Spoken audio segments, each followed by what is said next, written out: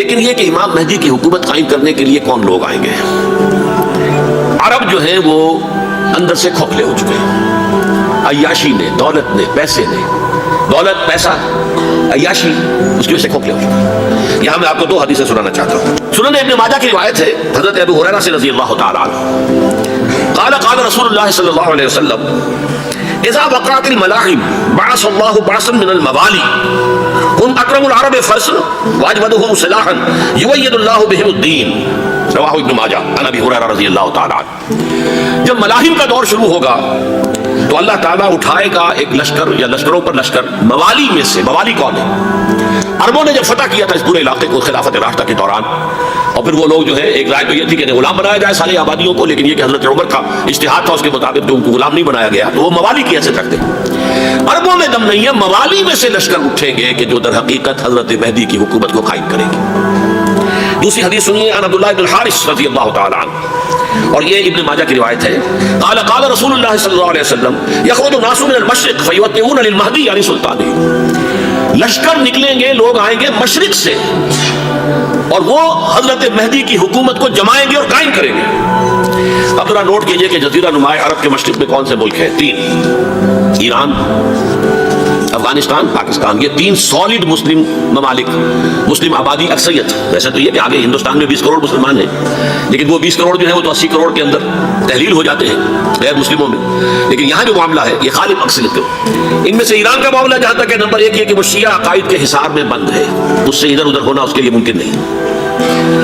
حدیث میں یہ بھی آتا ہے کہ اصفہان سے 70,000 یہودی دجال کا ساتھ دیں گے، لیکن بہرحال خراسان ایک صوبہ ہے افغانستان کا اس وقت بھی شمال مشرقی کونے میں، مجھے امید ہے وہاں سے خیر کی، کیونکہ خراسان کا لفظ وہاں پہ شامل ہے، اور حضور کی حدیث میں بعد میں آپ کو سناؤں گا کہ خراسان سے فوجیں چلیں گی جو یروشلم کو دوبارہ حاصل کریں گی، فتح کریں گی۔ جیسے پہلے یروشلم کھویا عربوں نے تھا، دوبارہ حاصل کیا تھا کرد نے، کرد خون صلاح الدین ایوبی رحمۃ اللہ علیہ، ایسے اب پھر عربوں نے کھویا ہے، لیکن لینے والے خراسان سے لشکر آئیں گے۔ یخرج من خراسان رایات سود لا يردها شیء حتی تنصب بإیلیا، خراسان کے علاقے سے کالے علم لے کر لشکر چلیں گے جن کے رخ کو کوئی موڑ نہیں سکے گا جب تک کہ وہ جا کر یروشلم میں نصب ہو جائے۔ اس کے بعد نام آتا ہے پاکستان کا۔ یہ ہے میری اور آپ کی داستان، اور یہ ہے سبب جس کی وجہ سے کہ میں آپ سے یہ گفتگو کر رہا ہوں۔ اصل میں تو کس لیے؟ محض ایک علمی استفادہ، محض اپنی بات آراء کو ظاہر کرنے کا شوق نہیں، بلکہ یہ کہ اپنی ذمہ داری ہم پہچانے کہ ہم کس مقام پر کھڑے ہیں۔ دیکھیے اس پاکستان کے بارے میں یا ہندوستان کے بارے میں علامہ اقبال نے کہا تھا اپنے ترانہ ملی میں،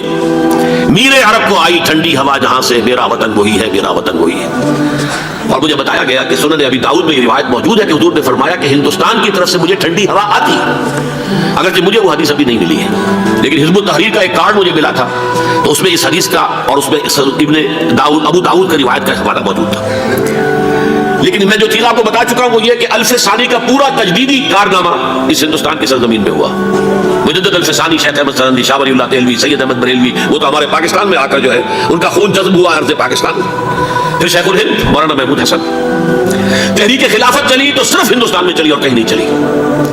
آزادی کی تحریک چلی پوری دنیا میں، وہ نیشنلزم کی بنیاد پر چلی، ملے نیشنلزم، عرب نیشنلزم، ٹرک نیشنلزم۔ ہمارے یہاں چلی تو اسلام کے نام پر، پاکستان کا مطلب کیا؟ لا الہ الا اللہ۔ پھر پاکستان قائم ہوا معجزے کے طور پر، بلکہ نازل ہوا ہے لیلۃ القدر میں، انا انزلناہ فی لیلۃ القدر، جیسے قرآن نازل ہوا ہے لیلۃ القدر میں، یہ پاکستان بھی نازل ہوا ہے لیلۃ القدر میں۔ اس کا برقرار رہنا ابھی تک معجزہ ہے۔ ہندو یہ سمجھتا تھا، کانگریس سمجھتی تھی کہ جھٹپٹ ختم ہو جائے گا، پھر یہ کہ اس کا قرارداد مقاصد کا پاس ہو جانا، مزید بھی اور اضافی دفعات دستور میں آ جانا، اب کمرشل انٹرسٹ کو ربا قرار دے کر حرام قرار دینا، یہ سارے لینڈ مارکس ہیں کہ جو اشارہ کر رہے ہیں کسی چیز کی طرف، معاملہ کدھر جا رہا ہے۔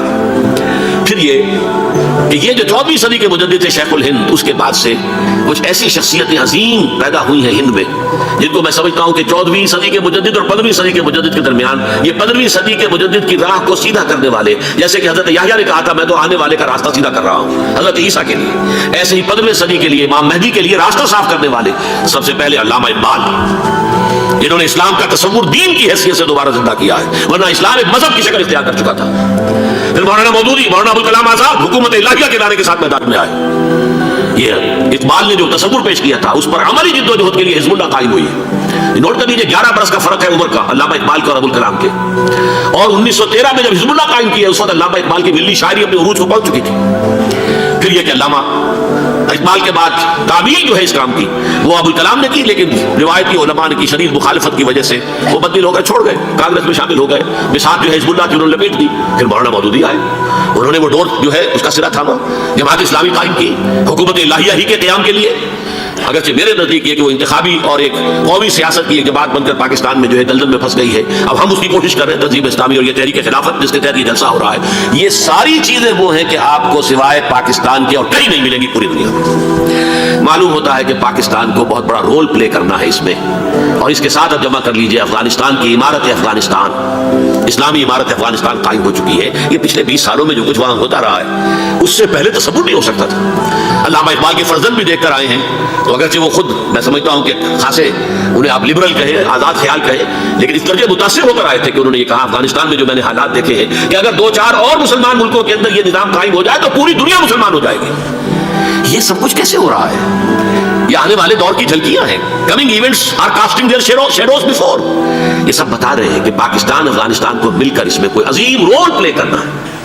اور اس کے ضمن میں اب میں علامہ اقبال کے بارے میں آخری بات کہہ رہا ہوں۔ علامہ اقبال کے بارے میں عام یہ خیال ہے، انہوں نے اپنے خطبات میں مہدی کا اور نزول مسیح کا، حالانکہ میں کل پڑھ رہا تھا مولانا سعید احمد اکبر آبادی رحمۃ اللہ علیہ کا ایک مقالہ ان کا کہ علامہ اقبال نے ابن خلدون کے بارے میں یہ کہا ہے کہ مہدی کا اور نزول عیسیٰ کا دونوں کا انہوں نے انکار کیا ہے، حالانکہ ابن خلدون نے نزول عیسیٰ کا انکار نہیں کیا، صرف مہدی کا انکار کیا ہے۔ بہرحال علامہ اقبال نے خطبات میں انکار کیا ہے، لیکن یہ کہ اپنی شاعری کے اندر میں چیلنج کرتا ہوں کسی بڑے سے بڑے اقبال شناس کو، ان کا یہ شعر ذرا سنیے۔ خضر وقت از خلوت دشت حجاز آیت بروں، کارواں زی وادی دور و دراز آیت بروں۔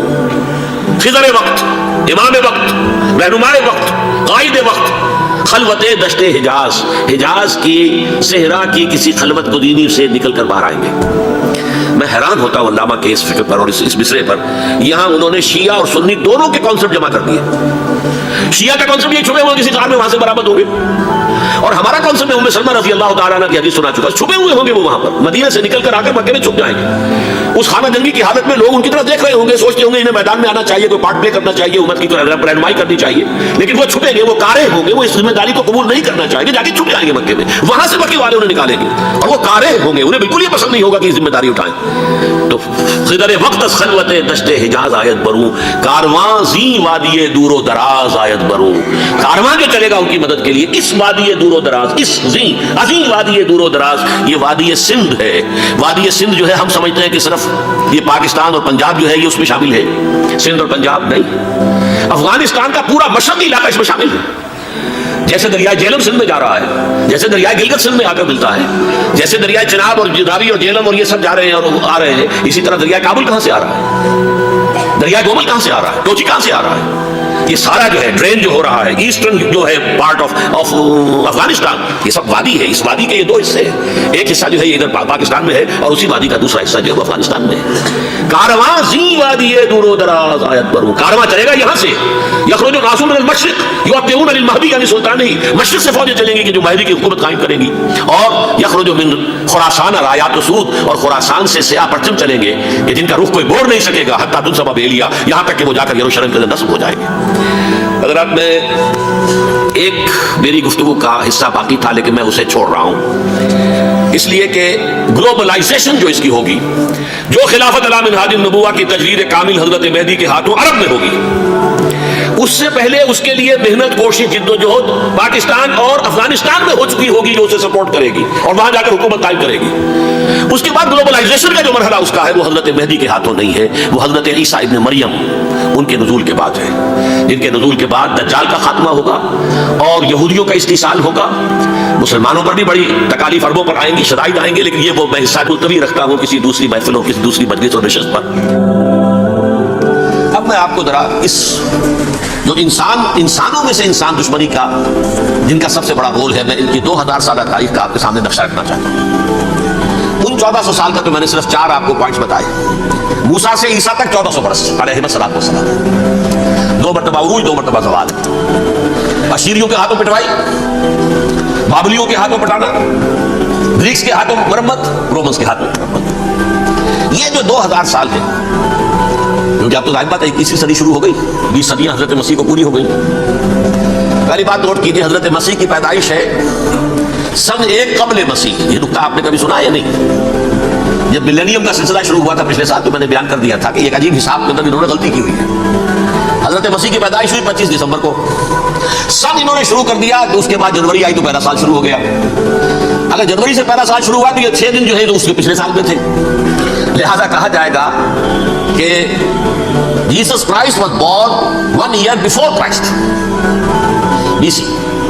تو ایک قبل مسیح میں حضرت مسیح کی پیدائش ہوئی. یہ آخری اسرائیلی نبی اور رسول. یہودی علماء کی مخالفت دشمنی سوری پر چڑھوا دینا میں بیان کر چکا ہوں. سن 33 عیسوی میں جبکہ حضرت مسیح کی عمر 33 برس تھی اللہ تعالیٰ نے انہیں زندہ آسمان پر اٹھا لیا. لیکن یہودیوں نے اپنے خیال کے مطابق انہیں سولی پر چڑھوا دیا. ان کی موت واقع ہو گئی. اگرچہ اس کے بعد یہ اختلاف ہے ان میں. یہودی کہتے ہیں وہ سولی پر چڑھ گیا ختم ہوا مر گیا. عیسائی کہتے نہیں انتقال ہوا ہے مسیح کا صلیب پر لیکن پھر وہ دوبارہ زندہ ہو گئے ہیں. ان کی لاش ایک غار میں رکھ دی گئی تھی وہاں ریزریکشن ہو گیا. ان کا باس بادل موت وہی ہو گیا اور پھر انہیں اللہ نے زندہ آسمان پر اٹھا دیا. تو ہمارے اور عیسائیوں کے درمیان نوٹ کر لیجیے یہ چیز مشترک ہے کہ حضرت مسیح آسمان پر زندہ اٹھائے گئے. فرق کیا ہے؟ وہ سمجھتے ہیں کہ سولی دیے گئے سولی پر مرے پھر زندہ ہوئے پھر گئے. ہم سمجھتے ہیں کہ نہیں وما صلبوہ وما قتلوہ انہوں نے نہ صلیب دے سکے انہیں اور نہ انہیں قتل کر سکے بل رفعہ اللہ الیہ اللہ نے اٹھا لیا. پھر ہمارا اور یہ اس کا عیسائیوں کا ایک اور اتفاق ہے سیکنڈ کمنگ آف جیسس. حضرت مسیح دوبارہ آئیں گے. یہ عیسائیوں کا بھی عقیدہ ہے اور ہمارا بھی. بہرحال تو جیسا کہ میں نے عرض کیا کہ اس وقت یہ عذاب استیصال عذاب اکبر کے مستحق ہو چکے تھے لیکن اللہ نے ان کی مدت دراز کی ہے. لیکن ان پر دنیاوی عذاب کا ایک کوڑا جو ہے اللہ تعالیٰ کی طرف سے اسی وقت برسا. دنیاوی عذاب دنیا میں رہتے ہوئے ختم نہیں کیا. 37 برس بعد حضرت مسیح کے رفع سماوی کے 37 برس بعد سن 70 میں یہودیوں نے بغاوت کی رومیوں کے خلاف. رومی ٹائٹس جنرل تھا ایک اس نے پھر جو حملہ کیا ہے 1,33,000 یہودی ایک دن میں قتل کیا یروشلم اور ہیکل سلیمانی گرا دیا. وہ ہیکل پہلے بھی گرا تھا. پہلے 1400 سال کے دوران میں بھی نبوکدنیزر نے گرایا تھا لیکن پھر اس کے 150 سال بعد انہوں نے دوبارہ بنا لیا تھا. اس لیے وہ اسے سیکنڈ ٹیمپل کہتے ہیں. پہلا ٹیمپل جو حضرت سلیمان نے بنایا تھا نبوکدنیزر نے گرا دیا 587 قبل مسیح میں.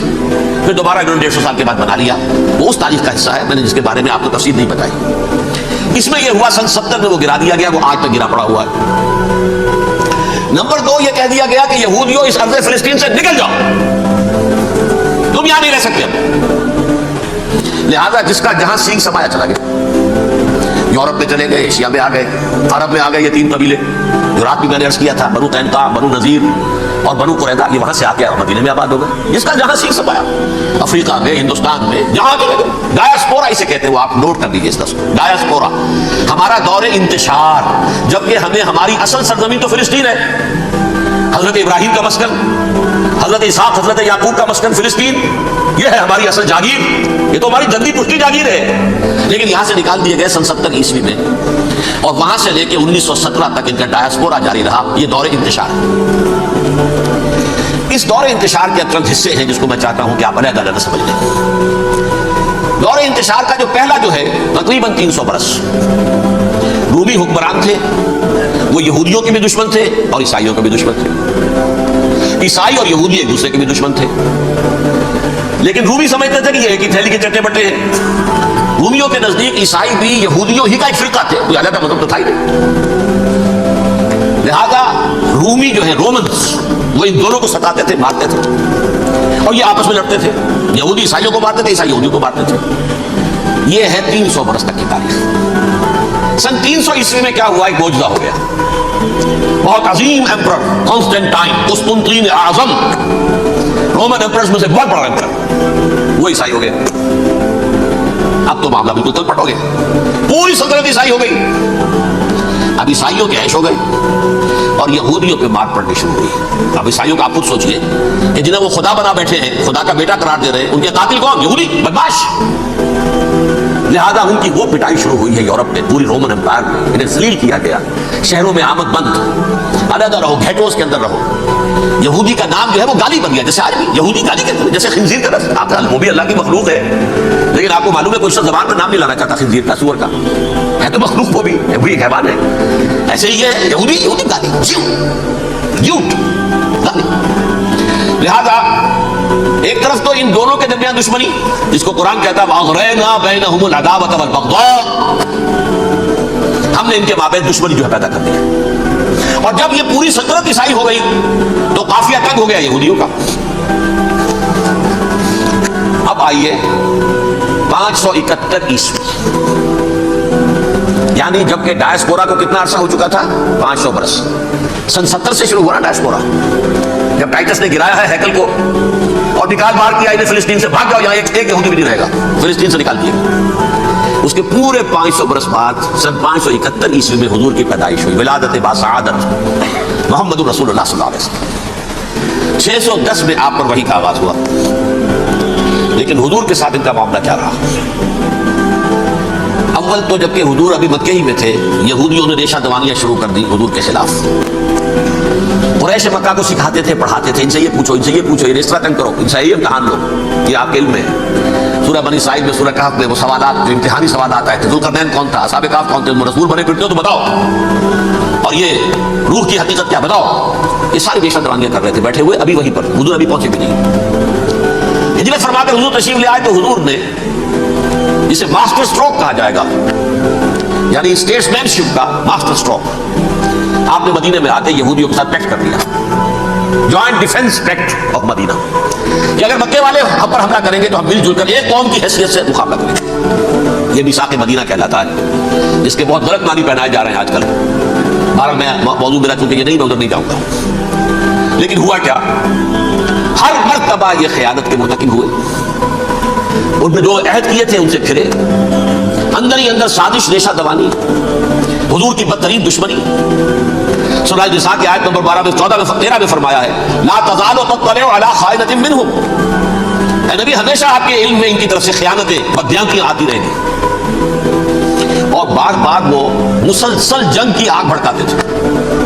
قریش کو دعوت دیتے آؤ آؤ آؤ، ہم اندر سے بغاوت کر دیں گے، تم آؤ تو صحیح، ختم کریں محمد کو اور اہل ایمان کو صلی اللہ علیہ وسلم رضی اللہ تعالیٰ عنہ اجمعین. لیکن پھر جب وہ آتے تھے تو یہ دبک جاتے تھے، ان میں ہمت نہیں تھی، میدان کے مرد نہیں رہے تھے. یہ سورہ حشر میں ان کا نقشہ کھینچا گیا ہے. کھلے میدان میں مقابلے کی اس کے اندر صلاحیت ہی نہیں ہے. یہ تو فصیلوں کے پیچھے سے، جیسے عورتیں کہیں دیہات میں لڑائی ہوتی ہے تو مرد جو ہے گلیوں میں لڑتے ہیں، عورتیں اوپر سے پتھر پھینکتی ہیں، بس وہ کام یہ کر سکتے تھے. من ورائے جدر، فصیلوں کے پیچھے سے، جنگ میں میدان میں نہیں آ سکتے. بہرحال قرآن مجید میں ہے یہ سورہ مائدہ کی آیت نمبر 64 کلما اوقدوا نارا للحرب اطفاها اللہ. اکثر و بیشتر مواقع پر تو یہ جب آگ بھڑکاتے تھے جنگ کی، اللہ اسے بجھا دیتا تھا. لیکن بہرحال اس کے باوجود جنگیں ہوئی، غزوہ بدر، غزوہ احد ہوئی کہ نہیں، یہ ساری اصل شرارت ہوئی. اور اس کے نتیجے میں حضور نے پھر ایک ایک کر کے 3 قبیلوں کو سزا دی. غزوہ بدر کے فوراً بعد بنو قینقاع نکالے گئے مدینے سے، غزوہ احد کے فوراً بعد بنو نذیر نکالے گئے، اور غزوہ احزاب کے بعد بنو قریظہ نکال دیے. یہ تو میں نے آپ کے سامنے رکھ دیا صرف حضور کے زمانے میں ان کا کیا رویہ رہا. دشمن رات بھی ہم نے وہ آیت پڑھی تھی لَتَجِدَنَّ أَشَدَّ النَّاسِ عَدَاوَةً لِلَّذِينَ آمَنُوا الْيَهُودُ وَالَّذِينَ أَشْرَكُوا. اہل ایمان کی دشمنی میں شدید ترین تم پاؤ گے یہودیوں کو اور مشرکین بھی بعد میں ہے، پہلے یہود. حضور کے بعد کیا ہوا آپ یہ نوٹ کیجئے. یہ ان کی تاریخ کا دوسرا دور ہے. حضرت عمر رضی اللہ تعالیٰ عنہ قائد خلافت ہے. بیت المقدس کا محاصرہ کیا گیا، فصیل بڑی اونچی، شہر اندر سے سیلف سفیشینٹ، حملے کا راستہ کوئی نہیں. محاصرہ طول کھینچ رہا ہے لیکن ان کے پاس رسد بھی موجود ہے، پانی بھی موجود ہے، وہ دروازے بند کر کے بیٹھے ہوئے. بالآخر اللہ تعالیٰ کی مشیت کا ظہور کیسے ہوا؟ ان کے کچھ علماء آئے فصیل پر، کہا دیکھو مسلمانوں تم قیامت تک بھی یہاں پڑے رہو گے محاصرہ کر کے، ہمارا یہ شہر فتح نہیں ہوگا. ہاں ایک درویش بادشاہ کے ہاتھوں یہ شہر فتح ہونا ہے، لیکن تمہارے اندر ہمیں وہ نظر نہیں آ رہا. ابو عبیدہ بن جراح رضی اللہ تعالیٰ عنہ امین هذه الامہ، ان کا فوراً ذہن گیا وہ درویش بادشاہ مدینے میں بیٹھا ہوا ہے عمر رضی اللہ تعالیٰ. اب ایک اور عمر بھی ہے جو قندھار میں بیٹھا ہے. نقشہ وہی ہے، سادگی کی حد تک نقشہ وہی، بالکل وہی، اپنی آنکھوں سے دیکھا وہی سادگی. عمر اول، عمر ثانی تھے عمر بن عبد العزیز. اب ایک اللہ کے فضل سے اللہ تعالیٰ ایدہ اللہ بنصرتہ، اللہ تعالیٰ ان کی نصرت فرمائے، دشمنوں کو ان کے مقابلے میں نیست و نابود کرے.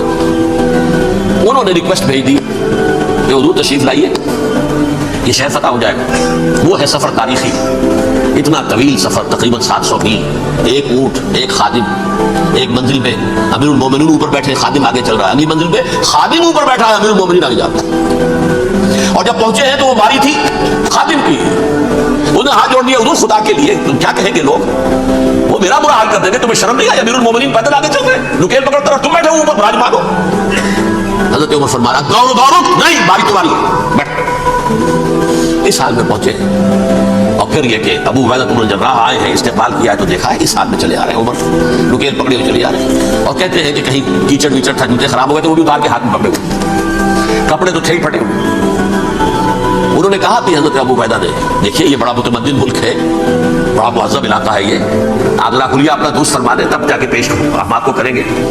آپ نے فرمایا نحن قوم اعزنا اللہ بالاسلام، ہم وہ قوم ہیں جنہیں اللہ نے عزت دی ہے اسلام کے ذریعے سے، کپڑوں کے ذریعے سے نہیں، دولت کے ذریعے سے نہیں۔ اسی حال میں گئے ہیں، اوپر سے انہوں نے کھڑے ہو کر نشانیاں دیکھی، اپنی کتابیں کھولی، ہاں یہ وہی ہے، اچھا لو جی سرنڈر، شہر تمہارے ہاتھ میں۔ خون کا ایک قطرہ نہیں بہا اور بیت المقدس فتح ہوا۔ لیکن اس وقت حضرت عمر نے ایک نرمی یہ کی کہ یہودیوں کے لیے بھی اسے اوپن سٹی قرار دے دیا۔ یہ احسان عظیم حضرت عمر کا، اس سے پہلے یہودی آ ہی نہیں سکتا تھا، داخل ہی نہیں ہو سکتا تھا، وہاں وہ آ کر وزٹ نہیں کر سکتا تھا، زیارت نہیں کر سکتا تھا اپنے مقدس مقامات کی۔ حضرت عمر نے یوں سمجھیے کہ تقریباً 550 برس کے بعد ان کے لیے راستہ کھولا ہے کہ ہاں تم آ سکتے ہو، زیارت کر سکتے ہو۔ لیکن یہ عیسائیوں نے لکھوایا معاہدے کے اندر، انہیں یہاں آپ آباد ہونے کی اجازت نہیں دیں گے، لیکن ہم وزٹ دی پلیسز دیکھیں، زیارتیں کریں اور جائیں۔ یہ معاہدہ حضرت عمر کا ہے رضی اللہ تعالیٰ، جو پھر خلافت راشدہ کے بعد بنو امیہ نے بھی اس کو آرڈر کیا، بنو عباس نے کیا، پھر جو ہمارے یہ ترکوں میں اندر خلافت آئی تو ترک خلفاء نے بھی اس معاہدے کی پوری پابندی کی۔ فلسطین میں آ سکتے ہیں یہودی صرف زائرین کی حیثیت سے، وہاں آباد نہیں ہو سکتے۔ اب آئیے اگلا دور آیا حضرت عثمان کا دور خلافت۔ یہ ہے وہ وقت کہ اب یہود نے امت مسلمہ کی پیٹھ میں چھکا ڈالا۔ وہ کیسے؟ ایک یہودی عبداللہ ابن سبا اسلام کا لبادہ اوڑھ کر آ گیا، معاشرے کا جائزہ لے لیا، ان میں بنو ہاشم اور بنو امیہ میں جو پرانی کشاکش تھی اس کے کچھ نہ کچھ جراثیم باقی ہیں، اگر ان کو ذرا بھڑکا دے تو مسلمانوں میں انتشار پیدا ہوگا۔ کہا یہ عثمان کون ہے؟ تو بنو امیہ میں سے ہے، یہ حق تو بنو ہاشم کا ہے، خلافت ان کے پاس ہونی چاہیے، محمد کے تو رشتہ دار وہ ہے صلی اللہ علیہ وسلم۔ عوام الناس کے اندر بات پھیلنی شروع ہوئی، پھر ایک بڑی سازش کے انداز میں حضرت عثمان کے خلاف پروپیگنڈا، حضرت عثمان کے جو عاملین تھے، گورنر تھے، ان کے خلاف پروپیگنڈا، اور ایسی ہوشیاری کرتے تھے کہ کوفے کے حاکم کے خلاف کچھ نہیں کہنا، ابھی مصر میں یہ ہو رہا ہے، شام میں یہ ہو رہا ہے، ابھی یہ جو عثمان ہے وہ یہ کر رہا ہے، یہ ظلم ہو رہا ہے، یہ لوٹ مار ہو رہی ہے، یہ خیانتیں ہو رہی ہیں۔ اب نہ تو اس زمانے میں مینز آف کمیونیکیشن، کیسے تصدیق کریں؟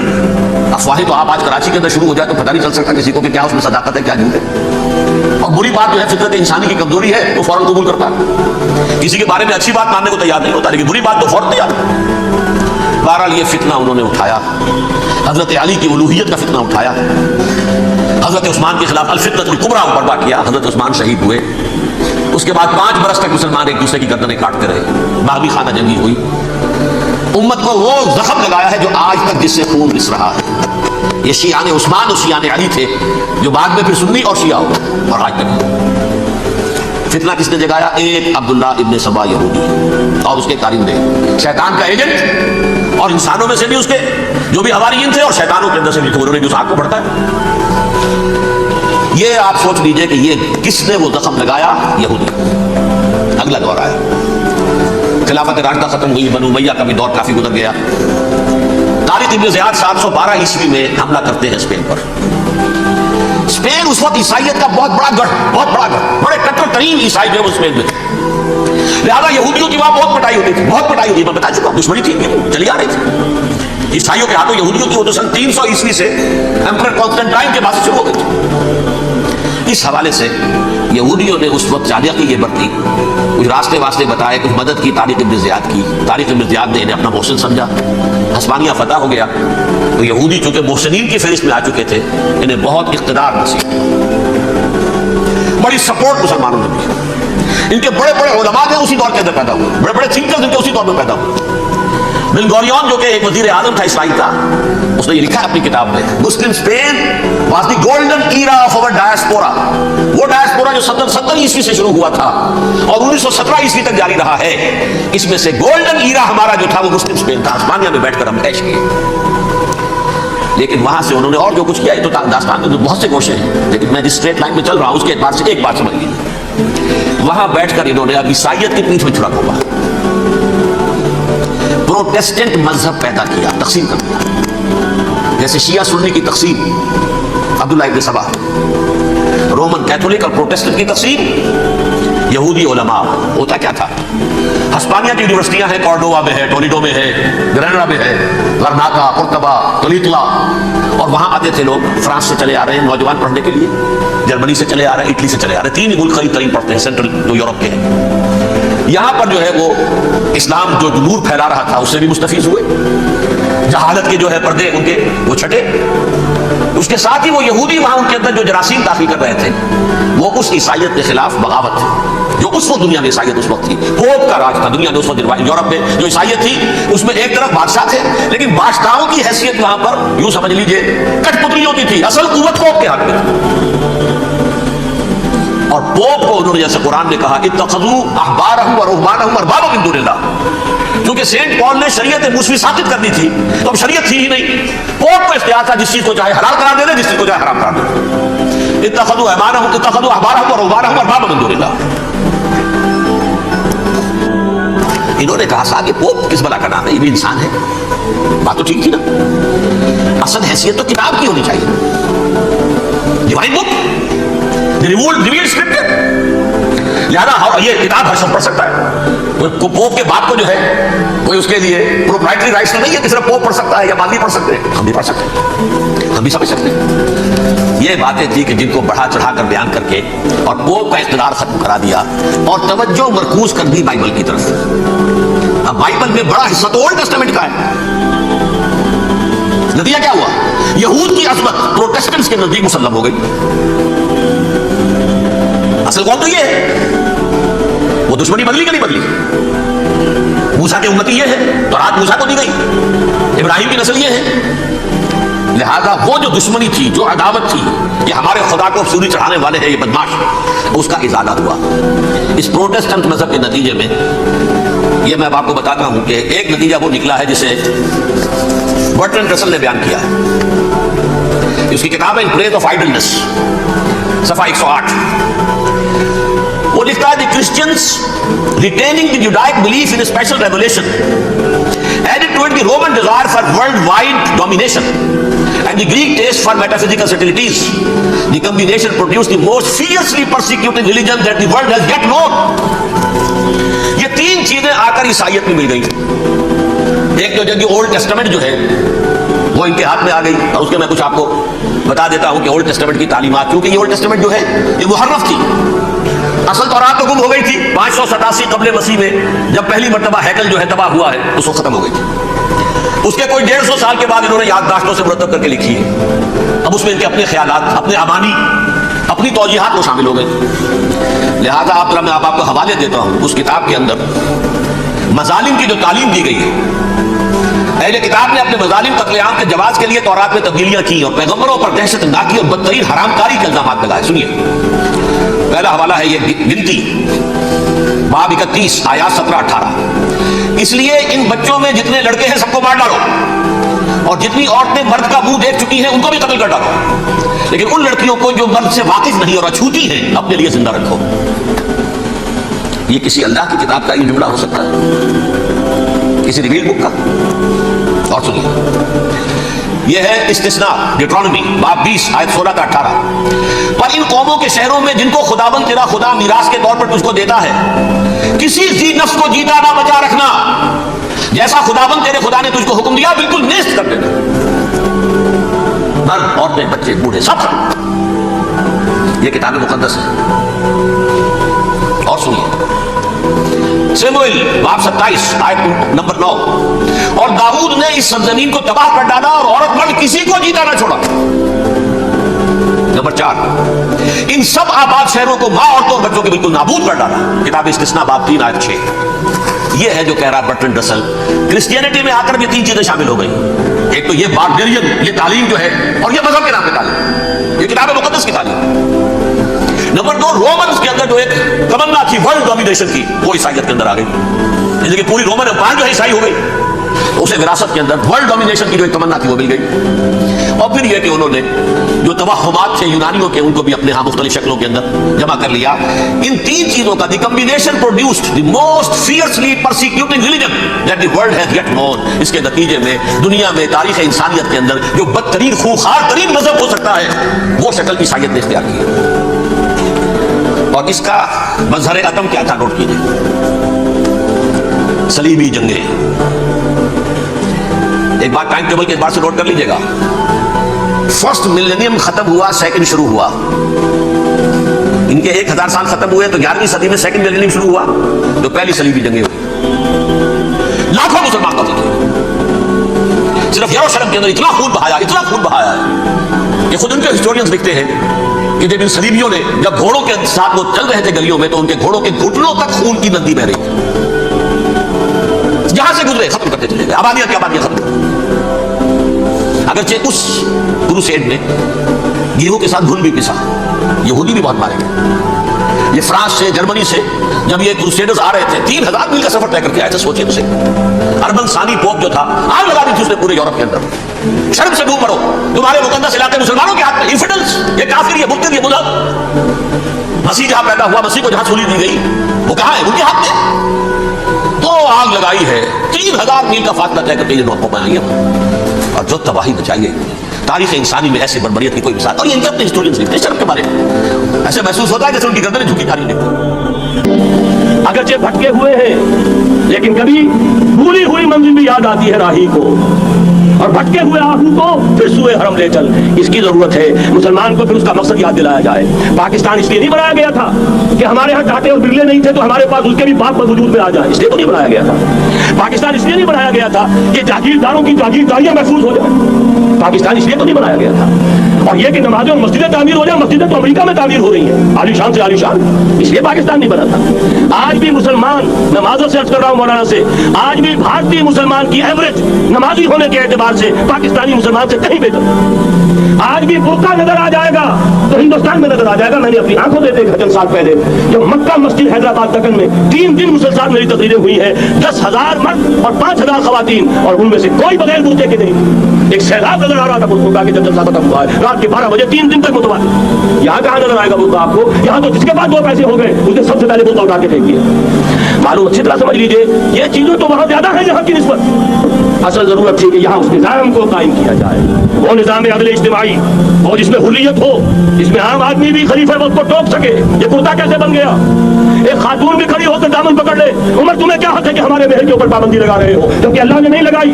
अल्लाह कुरान में 13 का लफ्ज़ इस्तेमाल कर रहा है। ढेरों सोना दे दे कोई शख्स अपनी बीवी को मेहर के अंदर, तलाक देते वक्त उसमें से कुछ नहीं ले सकता। आप कौन होते हमारे हक के ऊपर पाबंदी लगाने वाले? और उमर ने कहा आज एक बुढ़िया ने वो अब उमर को दीन सिखाया, ऑर्डिनेंस वापस। हज़रत साद इब्न अबी वक्कास रज़ियल्लाहु ताला अन्हु जो फातिह ईरान थे, वो गवर्नर ऐसे नहीं बन रहे थे रेवड़ियां बटी हो गवर्नरी मिल गई हो, वो तो खुद फातिह थे ईरान के, इसलिए गवर्नर थे। सिर्फ एक पर्चा पहुंचा है बारगाह खिलाफत में, हजरत उमर फारूक के पास इंफॉर्मेशन आई, साद ने अपने घर के बाहर ड्योढ़ी बना ली है और एक दरबान खड़ा कर दिया है। हजरत बिलाल को भेजा है रुका देकर, और ये हुक्म था कि बिलाल पहले तो जाते ही ड्योढ़ी में आग लगा देना, फिर ये रुका देना मेरा। और रुके में लिखा हुआ था साथ लोगों को उनकी माओ ने आजाद करना था, तुमने उन्हें अपना गुलाम कब से बना लिया है? ये दरबार खड़े कर दिया अपने आगे। वो हुर्रियत, वो मसावात कि जा रहा हो खलीफा वक्त और चार्ज लेने जा रहा है बैतुल मक़दिस का, कोई जाती इलाज के लिए नहीं जा रहा, सैर व सेहत के लिए नहीं जा रहा, चार्ज लेने के लिए। बिल्कुल सरकारी विजिट है, ऑफिशियल विजिट है, स्टेट विजिट है। और हाल क्या है? 700 मील का फासला तय करना और एक ऊँटनी, कोई एंटूरेज नहीं, कोई कदम व हशम नहीं, कोई जंबो जेट भरे हुए नहीं, कुछ नहीं। एक ऊँटनी, एक खादिम।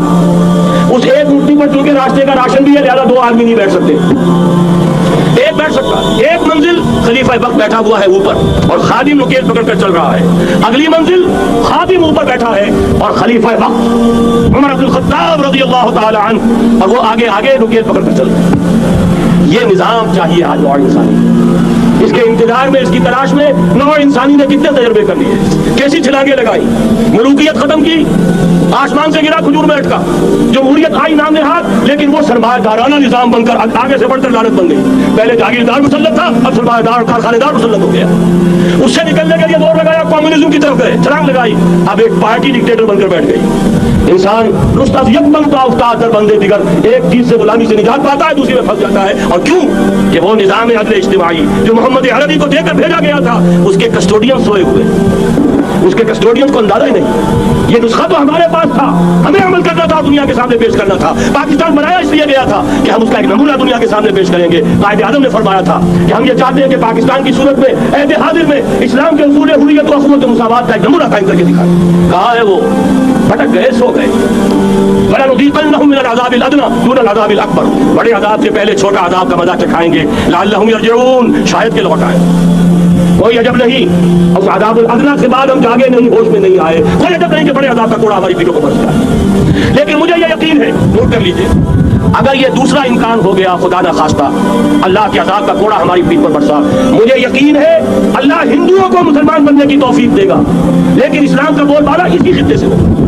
تاریخ میں یہ ہو چکا ہے آیا فتنہ تاتار کے افسانے سے، پاسباں مل گئے کعبے کو صنم خانے سے، تاتاریوں کے ہاتھوں کروڑوں مسلمان قتل ہوئے، لیکن اسلام نے تاتاریوں کو فتح کر لیا، اور پھر اسلام کا مسلمانوں کا دوسرا دور عروج انہی تاتاریوں کی مختلف شاخوں کے تحت ہوا۔ وہ تاتاری ہی تو تھے، وہ سارے ہورس، ٹرکش ہورس، ترکان تیموری، ترکان صفوی، ترکان سلجوقی، ترکان عثمانی، وہی تو اسٹاپ تو وہی ہے آیا فتنہ تاتار کے افسانے سے، پاسباں مل گئے کعبے کو صنم خانے سے، اس لیے کہ حضور نے فرمایا مشرق سے ہوگا، جہاں سے فوجیں چلیں گی، تو کوئی عجب نہیں۔ بہرحال یہ دو امکانات ہیں، لیکن اس کا فیصلہ تیرے ہاتھوں میں ہے، دل یا بدن، سیدھی سیدھی بات۔ اگر تو اب بھی ہم ٹھیک ہو جائیں، جاگ جائیں، ہوش میں آ جائیں، قوم یونس کی طرح توبہ کر لیں، تو بغیر عذاب کے کوڑے کے رحمت خداوندی ہم پر سایہ کرے گی۔ اگر ہم نہ جاگے تو وہ عذاب کا کوڑا آئے گا۔ یہ نہیں میں کہہ سکتا نبی قریب بعید ما توعدون، یہ میں نہیں کہہ سکتا، یقین کے ساتھ جانتا ہوں کہ آئے گا، لیکن یہ کہ اس کے بعد بھی یہیں سے بول بالا ہوگا۔ اگر ہمارے ذریعے نہیں تو ان کے ذریعے سے جو ہمیں شکست دے کر پھر اسلام قبول کر لیں، لیکن کیوں نہ پہلے ہی راستے پر چلنے کی کوشش کریں۔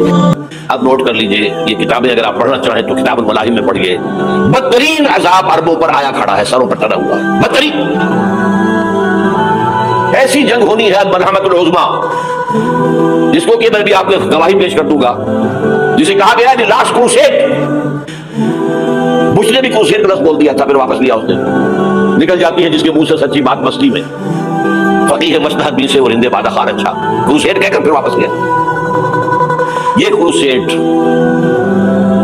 اس کے اوپر جس قدر نقصان ہونا ہے عربوں کا، گریٹر اسرائیل بنے گا، عراق، شام، اردن، سعودی عرب کا کچھ شمالی علاقہ، ترکی کا جنوبی علاقہ، مصر کا سرائے سینا، اور اس کے ساتھ ہی جو بہترین اس کا زرخیز ترین علاقہ ڈیلٹا آف نائل، یہ سب یہودیوں کے قبضے میں جائے گا۔ اس کو حدیث میں کہا گیا الملحمۃ العظمیٰ۔ عیسائی 80 علم لے کر مسلمانوں کے اوپر حملہ آور ہوں گے، اور ہر علم کے نیچے 12,000 فوج ہوگی، 9.5 لاکھ فوج۔ یہ نیٹو کی تیاری کس کے لیے ہو رہی ہے؟ جب USSR کا خاتمہ ہوا تو پوچھا گیا تھا نیٹو چیف سے، اور کس لیے؟ تمہارا وہ دشمن تو ختم ہو گیا، اب ہمیں اسلامی فنڈامنٹلزم سے نمٹنا ہے۔ وہ جانتے ہیں خطرہ یہی ہے، اب اسلام ابھر سکتا ہے، مسلمانوں کے سینوں کے اندر وہ آگ ہے، اوپر خاکستر آ گیا ہے، تمہیں اٹھانا بیٹھنا، یہ اندر تو انگارہ ہے، اوپر سے راکھ ہے، اسے دھوکہ نہ کھا جانا ان کے دلوں کے اندر۔ اور بش نے کہا کہ مسلمان چاہتے ہیں کہ ہسپانیہ سے لے کر انڈونیشیا تک نظام خلافت قائم کریں، اور میں حیران ہوا تھا کہ اس وقت کو ہسپانیہ کا خیال کیسے آ گیا؟ ہمیں تو کبھی آتا ہی نہیں، ہم تو بھول گئے، وہ تو 500 برس پرانی بات ہے جبکہ وہاں سے ہمیں نکال دیا گیا تھا۔ اگرچہ اقبال نے کہا تھا ہے ارض فلسطین پہ یہودی کا اگر حق، ہسپانیہ پر حق نہیں کیوں اہل عرب کا؟ ہسپانیہ میں تو 800 سال حکومت کی مسلمانوں نے، اور ابھی 500 برس سے گزرے ہیں نا۔ یہودی تو ارض مقدس سے 2000 سال نکالے گئے، انہیں نہ کیا بات کیا گیا، عربوں کے سینے میں خنجر پھونک دیا گیا۔ کوئی چھوٹا سا ملک جو چاہتا کرتا، کوئی پوچھنے والا نہیں. امریکہ جیسے اپنے بیٹے کی حفاظت کرے ویسے کرتا اس کی. اور حضور نے فرمایا ہے وہ جنگ جب ہوگی تو ایک باپ کے اگر 100 بیٹے ہوں گے تو 99 ختم ہو جائیں گے، ایک بچے گا. یہ حدیث ہے صحیح. اور آپ نے فرمایا ویل للعرب من شر قد اقترب، عربوں کے لیے ہلاکت ہے، عربوں کے لیے بربادی ہے اس شر سے جو قریب آ چکی ہے. اور آج جس طرح انہوں نے ان کی تہذیب کو اختیار کر لیا، دبئی جا کر دیکھیے بدترین مغربی معاشرہ جو ہے وہ دبئی کے اندر ہم نے قائم کر کے دکھا دیا. اب سعودی عرب اس راستے پر بڑھ رہا ہے. اور اس کے بعد نمبر 2 پر جو ہے ہم پاکستانی ہیں. لیکن میں اس کے پہلی بات جو کہہ رہا ہوں وہ تو یقینی ہے، اس میں تو احادیث صحیحہ ہے. اگرچہ اس کے بعد پاسا پلٹے گا، پھر حضرت مہدی کا ظہور ہوگا، حضرت عیسیٰ کا نزول ہوگا، اور وہ گریٹر اسرائیل گریٹر گریو یارڈ بنے گا یہودیوں کا. ایک ایک یہودی قتل ہوگا اور دفن ہوگا. یہ بات میں ہونا ہے. میں پہلی بات میں فرض کر رہا ہوں وہ پاسا پلٹے گا جب پلٹے گا. ابھی جو سامنے ہے وہ کیا ہے؟ جس ملحمۃ العظمیٰ کہا حضور نے، جسے آرمگیڈون کہتے ہیں عیسائی. آرمگیڈون کی اگر کہیں جا کر آپ دیکھیں گے، آپ ڈکشنری میں مانی کیا لکھا ہے؟ A very big war which will be fought between the forces of evil and good before the end of this world. اس دنیا کے خاتمے سے پہلے خیر اور شر کی قوتوں کے درمیان بہت بڑی جنگ ہوگی. ارمجدون اسے کہتے ہیں عربی میں، اور آرمگیڈون اسے کہتے ہیں انگریزی کے اندر. اور یہ بائبل کی آخری کتاب کے اندر ہے، جو اس میں کہ مکاشفات یوحنا، ریولیشنز آف سینٹ جان. یہ تو میں کہہ رہا ہوں یقین کے ساتھ، اور زیادہ دور نہیں آیا چاہتا ہے. اس لیے کہ یہودیوں کا اور عیسائی جو کنزرویٹوز ہیں، نیو کنزرویٹوز، ان کا 5 نکاتی ایجنڈا ہے متفق علیہ، جس کے تحت یہ جنگ صلیبی شروع کی گئی ہے. تو سن لیجیے آپ. آرمگیڈون نمبر 1، گریٹر اسرائیل قائم ہو جانا اس کے نتیجے میں نمبر 2، مسجد اقصی اور قبۃ الصخرہ کو گرانا نمبر 3، وہاں 3rd ٹیمپل، وہ مسجد جو حضرت سلیمان نے بنائی تھی 1000 قبل مسیح میں، پھر برباد کی تھی نیبوکدنیزر نے، دوبارہ بنائی گئی، پھر دوبارہ ختم ہوئی 70 عیسوی تک گری پڑی ہے. ان کا خانہ کعبہ گرا ہوا ہے 70 عیسوی سے لے کر آج تک. ایک دیوار ہے ویلنگ وال، جہاں جاتے ہیں روتے ہیں پھرتے ہیں ماتم کرتے ہیں. وہاں وہ بنے گا 3rd ٹیمپل. اور نمبر 4، اس میں لا کر رکھا جائے گا تخت حضرت داؤد کا. یہ تخت کہاں ہے اس وقت؟ یہ لندن شریف کے اندر جو ان کی پارلیمنٹ کا جو چرچ ہے، ویسٹ منسٹر ایبے، اس میں رکھا ہوا ہے. ایک پتھر تھا جس پر بٹھا کر حضرت داؤد کی تاجپوشی ہوئی، پھر حضرت سلیمان کی ہوئی، پھر وہ پتھر رکھ دیا گیا جب حضرت سلیمان نے بنایا ہیکل مسجد اقصی. بہرحال ہر بادشاہ جو تھا یہودی اسی کے اوپر بٹھا کر اس کی تاجپوشی ہوتی تھی. سن 70 میں ٹائٹس نے گرایا اسے ہیکل کو، وہ پتھر لے گیا، وہاں سے روم گیا، روم سے آئرلینڈ گیا، آئرلینڈ سے اسکاٹ لینڈ آیا، اسکاٹ لینڈ سے انگلینڈ آیا، اور اب وہ رکھا ہوا ہے 14ویں صدی عیسوی سے آج تک. وہ ویسٹ منسٹر ایبے میں رکھا ہوا ہے، ایک کرسی کی سیٹ میں اسے بنا دیا گیا ہے تخت کی شکل. اب انگریزوں میں کوئی ملکہ ہو، کوئی بادشاہ ہو جس کی بھی تاج پوشی ہوئی اس میں ہو، یہ لا کر رکھا جائے گا 3rd ٹیمپل میں. اور اس پر یہودیوں کے خیال کے مطابق ان کا مسیحا آئے گا جو مسیح دجال ہوگا. عیسائیوں کے خیال کے مطابق حضرت عیسیٰ آئیں گے، وہ ہمارا بھی خیال حضرت عیسیٰ آئیں گے علیہ السلام. بہرحال یہ تو بات کی بات ہے نا، اس وقت جو میں عرض کر رہا ہوں عربوں پر بہت بڑا عذاب. اور پاکستان کا معاملہ بتائیے، میں یقین سے نہیں کہہ سکتا. ہینگنگ ان دی بیلنس، ہو سکتا ہے اللہ تعالیٰ ہم پر رحم فرمائے، ہو سکتا ہے اگرچہ اسی پہ شرائط ہوگی. چمن کے مالک اگر بنا دیں موافق اپنا شعار، اب بھی چمن میں آ سکتی ہے پلٹ کر چمن سے روٹھی بہار، اب بھی ہو سکتا ہے. اور یہ بھی ہو سکتا ہے کہ اللہ تعالیٰ نے معجزانہ طور پر ہمیں ملک دیا، ہم نے اللہ سے بدعہدی کی، وعدہ خلافی کی، غداری کی، لہذا سزا دی جائے اور ہم سے یہ ملک چھین لیا جائے. It's just possible. دور نہ سمجھے، قانونی بات نہ سمجھے. جو گھیراؤ ہو رہا ہے آپ کا، آپ کے مغرب میں نیٹو فورسز اور مشرق میں بھارت فورسز، بھارتی فورسز گدھوں کی طرح بیٹھے ہوئے انتظار کر رہے ہیں پاکستان اور ڈسٹیبلائز ہو جائے، یہاں اور بدامنی ہو جائے. اب لاہور میں پھر آج دھماکے ہو گئے ہیں. 2 دن پہلے کا دھماکہ میں سہ کے آیا ہوا ہوں، آپ کے سامنے بیٹھا ہوں. تو جانے بچی ہیں جو ہماری اکیڈمی کا حشر ہوا میں آپ کو نہیں بتا سکتا. یہ سارا کیوں ہو رہا ہے؟ تاکہ یہاں بدامنی ہو جائے اور ہمیں جواب مل جائے. مغرب سے نیٹو فورسز داخل ہو جائیں، مشرق سے بھارتی فورسز آ جائیں اور ہمارے ایٹمی دانت توڑ کر اور پھر ہمیں بھارت کے سامنے ڈال دیا جائے. Do as you like. یہ ان کا نقشہ ہے، ہوگا کیا وہ اللہ جانتا ہے، ہوگا وہ جو اللہ چاہے، لیکن اللہ کا چاہنا جو ہے وہ کس پر منحصر ہے؟ یہاں انقلاب برپا کرو، یہاں اسلام لاؤ، اگر دھندوں میں لگے رہو گے تو وہ خود بخود نہیں آ جائے گا انقلاب۔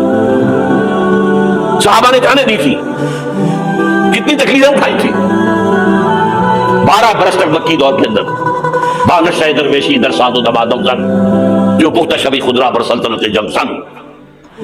یوم طائف یاد ہے جو حضرت عائشہ فرماتی ہے کہ میں نے پوچھا تھا حضور سے کہ یوم احد سے زیادہ سختی بھی آپ پر کبھی آئی؟